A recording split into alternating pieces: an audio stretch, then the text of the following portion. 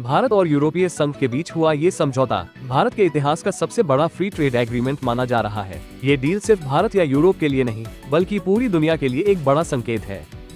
जानकर हैरानी होगी, इस डील पर बातचीत आज से नहीं बल्कि करीब 20 साल पहले शुरू हुई थी। बीच में कई बार बातचीत रुकी, हालात बदले, लेकिन अब जाकर ये ऐतिहासिक फैसला हुआ। अब सबसे बड़ा सवाल, आम लोगों को क्या फायदा? इस डील के तहत भारत और यूरोप के बीच 95% से ज्यादा सामान पर टैक्स यानी टैरिफ कम होगा। मतलब चीजें सस्ती होंगी, व्यापार तेज होगा।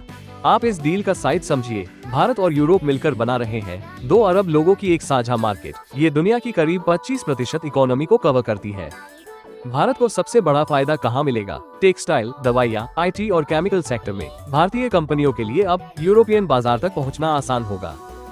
अब एक दिलचस्प बात सुनिए, यूरोप से आने वाली कारें, मशीनें और लग्जरी प्रोडक्ट्स भारत में पहले से सस्ते हो सकते हैं क्योंकि इन पर लगने वाला भारी टैक्स अब घटेगा। लेकिन एक अहम सवाल, क्या किसान प्रभावित होंगे? सरकार का कहना है कि कृषि और डेयरी जैसे संवेदनशील सेक्टर को पूरी तरह सुरक्षित रखा गया है, यानी घरेलू हितों से समझौता नहीं किया गया।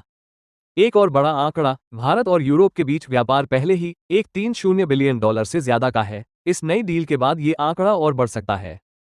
इस डील का असर सिर्फ कंपनियों तक सीमित नहीं है, विदेशी निवेश बढ़ेगा, नई फैक्ट्रियां लगेंगी और आने वाले समय में लाखों नौकरियां पैदा हो सकती हैं।